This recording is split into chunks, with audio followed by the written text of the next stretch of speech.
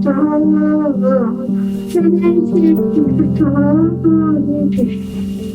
love that. Does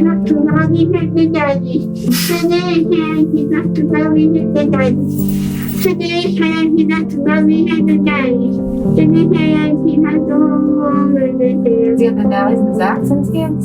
Yeah. So I force it on her and she's fighting me and fighting me and fighting me. And the second that positive pressure goes in, she stops. No more noise, no more fighting. The only thing she did was she looks at me, and in her eyes, these big, big brown eyes, she's not able to talk, but she looks at me and she goes, "Dad, what did you do?" You, Lord, are my channel of comfort. In boiling darkness, in frozen rain, when I am wired, rattled, pressured, empty and too tense to find my way, squeezed in on both sides, ripped at the seams, your hands, unafraid, reach down into the sludge of my humanity, and I am made new. And she's able to talk with you through her eyes. I think partially because she can't use her mouth very well, but her eyes tell you exactly where she is. And she was scared, and she's wondering why I just did what I did. So I walk out trying to stay as calm as I can because something really is wrong. So without even questioning, Marie gets up, walks over to her. I'm going downstairs now to get our suction to see if I can pull out whatever it is that's going on. As I'm coming up, I hear Maria yell, "She's dying." And then I looked at her eyes and they were already completely back in her head. Matt had just gotten back up here. He was trying suction, oxygen. We didn't know what to do. Eventually somebody got her on the floor. At this moment, I hear Maria on the phone. She's calling her friends, asking for prayers from all over the place. And I start doing chest compressions. Dropping to my knees, and I called my dad at his office. He's a dentist. And I just remember screaming to the woman who answered the phone. And I was like, my dad right now, I don't care who he's with or what's going on, it's life or death. And I know, I don't know why I called my dad, but I remember being like, I know you believe. I know you believe. And I'm like, I need you to pray right now. And so I remember him getting on I remember hearing my dad cry for maybe the second time in his life that I've ever heard him cry. But through his tears, he was saying really powerful prayers and things to me about the truth and what we believe and what we know to be true. And all I knew is in that moment, I was living in the tension of like the reality of my flesh. I don't want my daughter to go right now. I'm not ready for that. But the reality of my spirit saying, my spirit is so at peace knowing that if she does go, she's with Jesus, which one, she loves, if you ask her. And two, it's a better place for her than here. It's a better place for me than here. Heartache is heartache, pain is pain, trouble is trouble. It don't last always. For some the struggle has ended, for some it's begun. But when we look back, we'll see where we came from. We gotta believe what we pray, believe what we preach, believe what we sing about. Believe he's a king, controlling the narrative is out of our control. The only thing left to do is let go and keep going. Through the valley, through the shadow, through the day. Keep going. Put your face against the wind and keep going. When the paramedics got there, they're getting ready. They're pulling out the defibrillator, getting ready to shock her. They say, "Keep going until I tell you to stop." They work around my hands and put the pads on. They shocked her about 3 times, and that's when I was able to take a step back. And I do remember at this time, my brother, holding me as I go down on a knee. All of a sudden, one of the paramedics looks at the other one and says, I don't feel a pulse. Another one comes in, "Yeah, I don't feel one either." And the third one, who must be the lead, said, "Hold on a second." And he says, I think I feel it. So we take her, put her on the stretcher. They take her downstairs and say, "Look, we gotta go now." Why you so worried? This is temporary. Turbulence way up here gets scary. Know your dreams are not imaginary. It's gonna happen real soon. I mean sooner than later, cause there's a real God. We're not just talking to the sky and he provides. He's the water and the wine, and halfway is where he meets us every time. All he's asking us to do is let go and keep going. Oh, na na na na na na na na.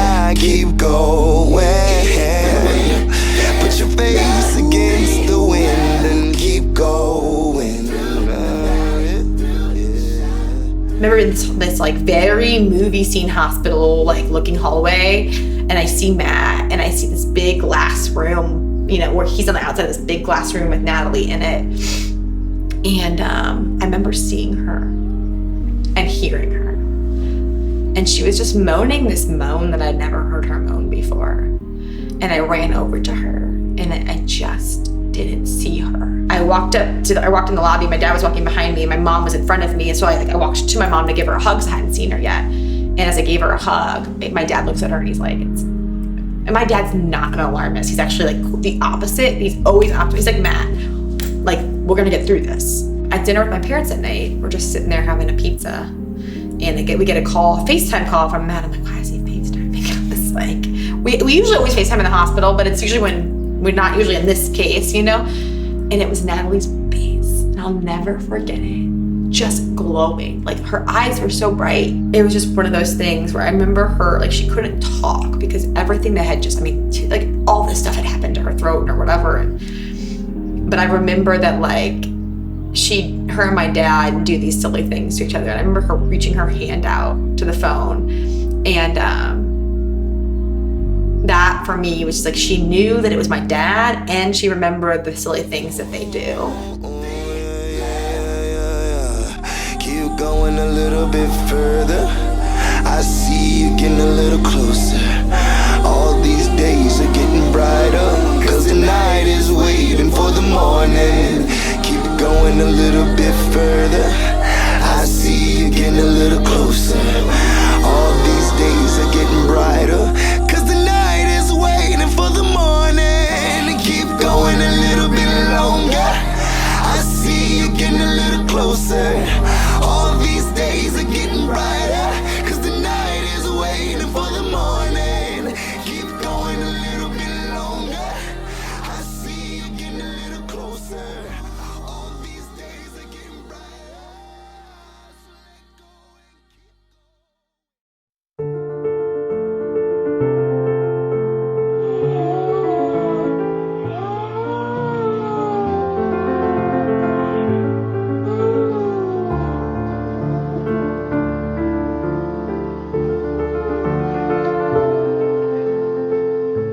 Everybody that she interacts with, she loves. And she's like a fiercely loving, passionate, independent little girl who she loves coloring. She loves make-believe. Like this little girl, when she watches a movie or a show and you're in the room, you are assigned a character. Nat would love to be able to get up and walk and go up the stairs and play with her friends and catch them on the playground. But that's not why she's here. She's here for a specific purpose. The reason I know that is if she had no purpose to be here, then all of this suffering would be pointless. And it's not. The hardships of waking up in the middle of the night dealing with the stuff she's dealing with, the hardships of moving her from one spot to another. God's perfect is not necessarily our societal assumption of perfect, because Natalie's purpose here is to be Natalie. When people ask, how did God mess that one up? The answer is he didn't. It's the fact that we get the chance to be here by his grace alone and recognize this as the blessing that she is every time she rolls into the room.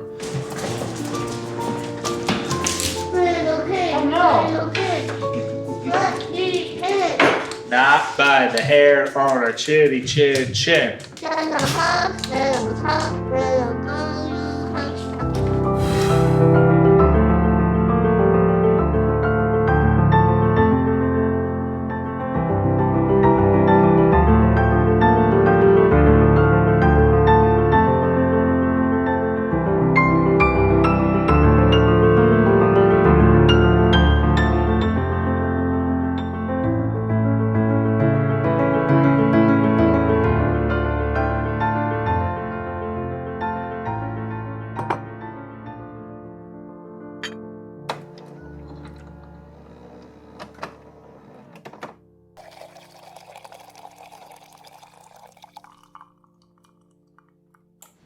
Once a month, we like to check our inventory that's nearby in our kitchen just to make sure if she's sick, we have everything that we need for that moment.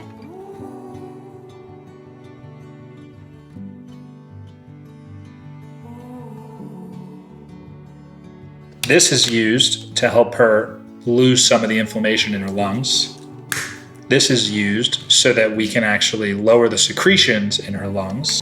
This is used to lower the secretions in her nose to help her cough and get rid of some of the stuff in her lungs. Medicine into her lungs to help her cough. 3% saline solution, 0.9% saline solution. Decongestant. This part goes into her belly, and then all the food and water goes right in the top of here. And then this is her favorite, her chapstick. All right, so I'm gonna get to walk you through all of the medical equipment we have for Nat to make sure that she is breathing at a healthy level. We call this Vicky. One of the things that Nat did, she decided to name all these different machines human names. This right here is the Valera. This is her cough assist. This goes on her nose. Air comes in and blows her chest up, and then it sucks out a cough. It's pretty violent. And then this is suction. And then this was the first machine we ever got. This is Pete, Thanksgiving Day 2019. And we were told we need to bring this home with us, and it allows her to put a mask on and actually inhale medicine. You got Bob, the BiPAP. You got a humidifier, then you got a pulse ox. This is Bob's face mask. But there's two things that you might not have noticed that have been the most important part.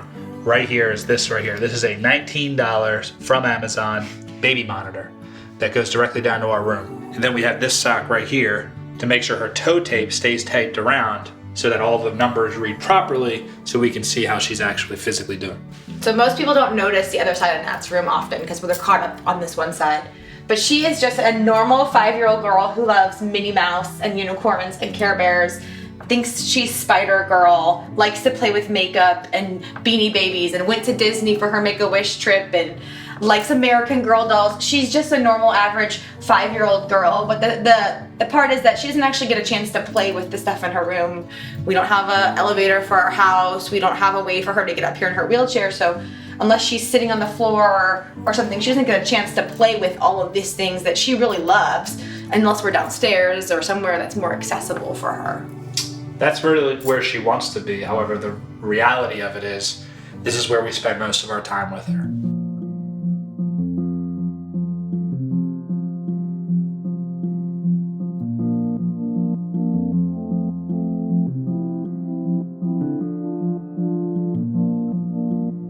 So we are going to pick up Natalie from Early Childhood Center right now. That's her preschool. She's in the Fort Zumwalt School District out here in Missouri, and she gets awesome help there. She gets physical therapy, occupational therapy, music therapy, and she gets to be integrated in a class with other kids who maybe aren't like her. So she kind of gets a chance to be part of that normal everyday preschool routine.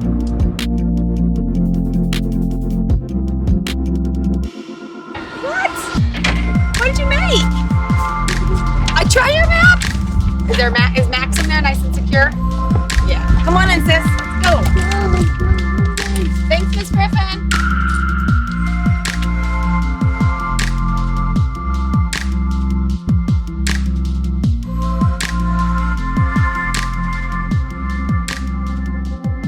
Who is Max?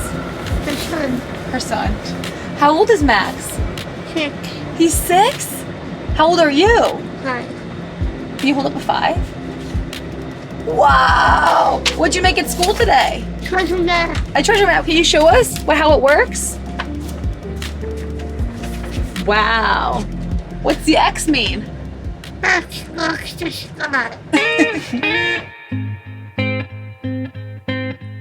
If perfect love casts out fear, then why should I ever be afraid? I know that you will always be right next to me. But still my vision's kind of blurry. Oh, that's not for you, is it? Sometimes I made can this for me? see your hand. But even in the darkest night, you'll always be there. Oh, 'cause when I trust in you, I do the thing that I was made to do. To live a life that fully rests in you. And all your promises for me. What What is this? Doctor stuff. You want to do that? What is this? It's a shot. Do you want to give Max a shot with Nat? Maybe Dr. Zig can fix Max. Can you fix Max? Oh, great. I'll be the nurse. Come on, Max. Welcome to our doctor's office. Mom, I have to walk you. Oh, you have to walk here first? What? Oh. What's wrong with you, Mr. Max? How can we help you? So he got sick during school. During school. So put him up here. Dr. Zig is going to look at him. Dr. Zig, what do you think about this guy? Is he going to be okay? Too. Oh no, he's sneezing. How do we help his sneezes? This? Give him the This? shot. Give him a No, I shot. don't like the shot. It's gonna be okay now. Don't say that, say yay. Yay! Yay! He did it. Oh, check his numbers. Put it on his toe. Just put it near his toe. It'll be good. Is Max gonna be okay, Dr. Zig? Yes, Is he gonna get to go home? he's fixed. He's fixed? All I right. know, I'm like for school. He's late for school. You better go.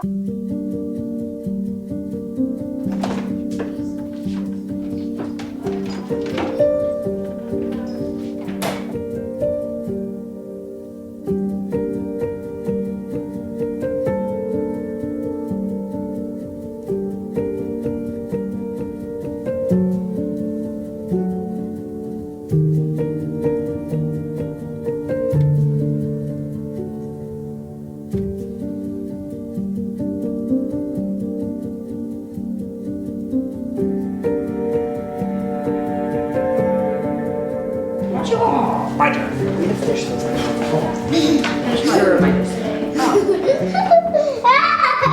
I don't like being sick Why don't you like being sick? because it's boring. It's boring. What do you do all day when you're sick? Nothing. Nothing. And you sometimes get sick. I do sometimes get sick. It's not boring for you. It's so boring. I love you, Madeline.